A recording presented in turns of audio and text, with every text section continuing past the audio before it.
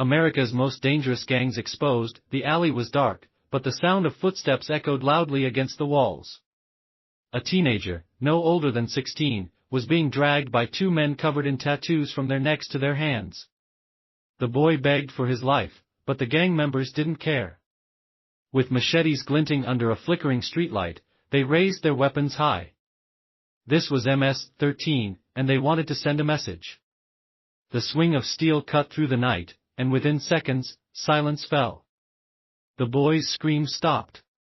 What was left on the ground was so terrifying that even the bravest police officers who later arrived said they would never forget it.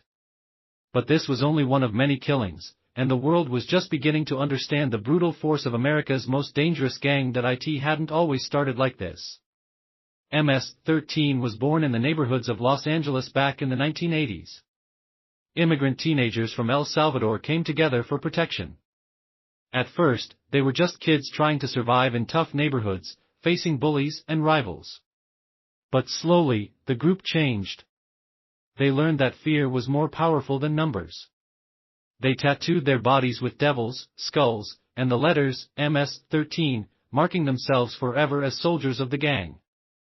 Loyalty was everything, and betrayal meant death. The streets of Los Angeles became their hunting ground.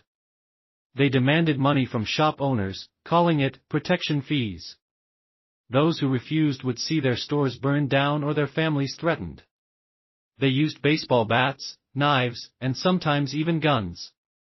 Local police began to notice that crimes in certain neighborhoods had the same patterns, the same tattoos, the same graffiti tags, and the same chilling warnings left behind. But the gang's power didn't stop there. By the 1990s, MS-13 had spread like wildfire. From California to the East Coast, their network grew. They smuggled drugs, ran extortion rings, and recruited younger kids by promising them respect and power.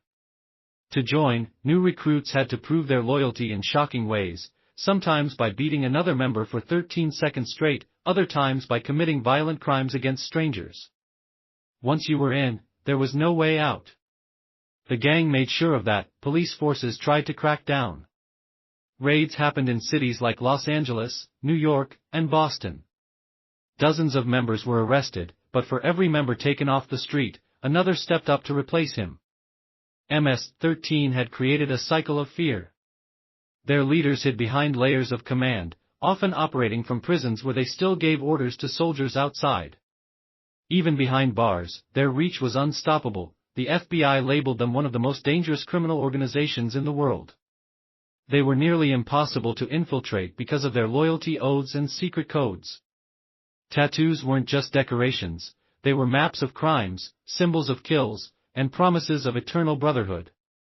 Each mark on their skin told a story too violent to speak out loud, but while some communities lived in constant fear, others felt MS-13's grip in quieter ways.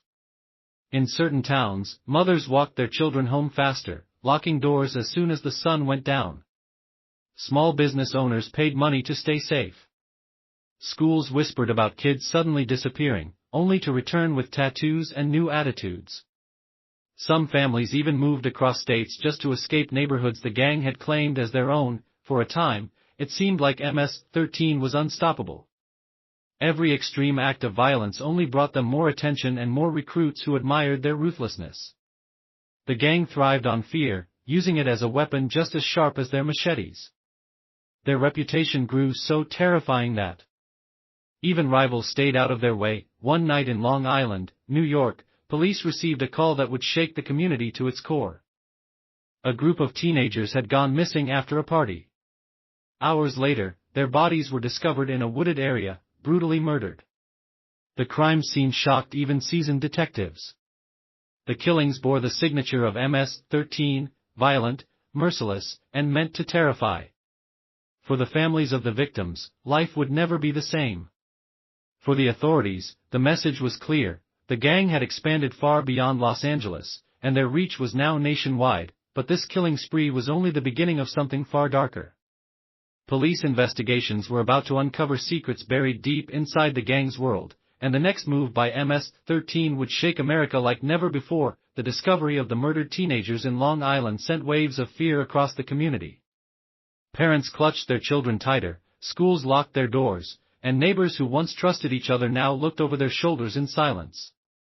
The FBI rushed in, vowing to stop MS-13 once and for all.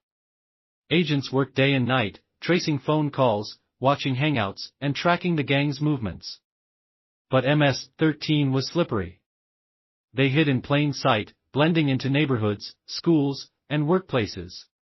For every tip the police received, there seemed to be two more dead ends. The investigation revealed a chilling truth: the murders weren't random. The victims had been targeted because of rumors they had disrespected the gang. In MS-13's world, even the smallest insult, like talking to a rival or refusing to join, could mean death. Detectives uncovered text messages and coded graffiti that pointed straight to gang members. The killers hadn't just wanted revenge. They wanted to send a message to the entire community: disrespect MS-13, and you pay with your life. Still, not every moment in the story was filled with blood. In between the violence, there were glimpses of everyday life. Kids in same neighborhoods played basketball on cracked courts, laughing and chasing each other like nothing was wrong.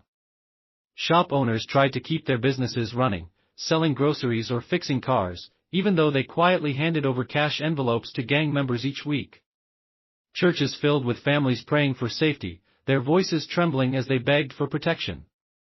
Life went on, but it was life lived under a cloud of fear. Meanwhile, MS-13 continued to grow. Recruits were pulled in younger and younger, some barely in middle school. They were promised family, power, and respect. To a child who felt invisible, that offer was hard to resist. But the cost was deadly. Once you wore the gang's colors or inked their tattoos on your skin, your life no longer belonged to you, it belonged to MS-13. Parents tried to protect their kids, but some watched in heartbreak as their sons and daughters slipped into the shadows, swallowed by the gang's grip. The FBI began making arrests. Dozens of members were rounded up in coordinated raids. Helicopters circled above as agents in body armor stormed houses at dawn. News cameras captured young men being led away in handcuffs, their faces blank, their bodies covered in tattoos that spoke louder than any confession. For a brief moment, it seemed like law enforcement had the upper hand.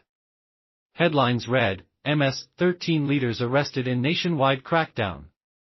But victory didn't last long. From inside prison walls, MS-13 leaders continued to give orders. Messages were smuggled through visitors, coded letters, and even hidden in legal documents. The gang structure was built like a spider's web: cut one strand, and the others still held strong.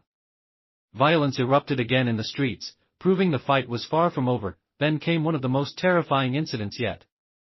In a quiet Maryland suburb, a young man was lured into the woods by people he thought were friends.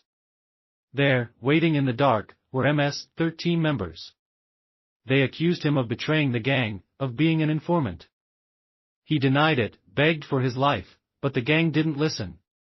What happened next was so brutal that when police later found the crime scene, they described it as one of the most violent murders in the state's history. The story hit national news, sparking outrage and fear across the country. This was no longer just a gang problem in poor neighborhoods or big cities. MS-13 had embedded itself deep into American communities, from New York to Virginia to Texas. Politicians debated how to stop them, families demanded justice, and law enforcement prepared for the biggest crackdown yet. But as history had already shown, every time MS-13 was cornered, they found a way to strike back, and then, just when the nation thought the gang's power had peaked, MS-13 planned an attack so bold, so public, that it would shake America to its core, and prove that the fight was far from over. MS-13 had started as a small group of kids searching for protection, but over time it grew into one of the most feared gangs in the world. From the streets of Los Angeles to the suburbs of New York and Maryland, their violence left scars on countless families. Every machete swing, every chilling message, every tattoo told the world that they were here to stay. Law enforcement fought back with raids, arrests, and long prison sentences. Entire operations were built just to track and stop MS-13's moves. Communities came together, schools raised awareness, and families prayed for safety. Yet, despite all efforts, the gang proved difficult to destroy. Their loyalty, their codes, and their willingness to use fear as a weapon kept them alive even when leaders were locked away, but history also showed something else: gangs thrive in silence and fear. When communities speak out, when families protect their children from recruitment, when law enforcement and neighborhoods work together, the cycle can be broken. MS-13 may be one of America's most dangerous gangs, but they are not invincible. The story of MS-13 is not just about crime, it's about people. It's about the families who lost loved ones, the children who were pulled into violence, and the officers who risked their lives to stop the bloodshed. It's a reminder that behind every headline and every tattoo, there are real lives forever changed. And as long as gangs like MS-13 exist, the fight for safer communities is far from over.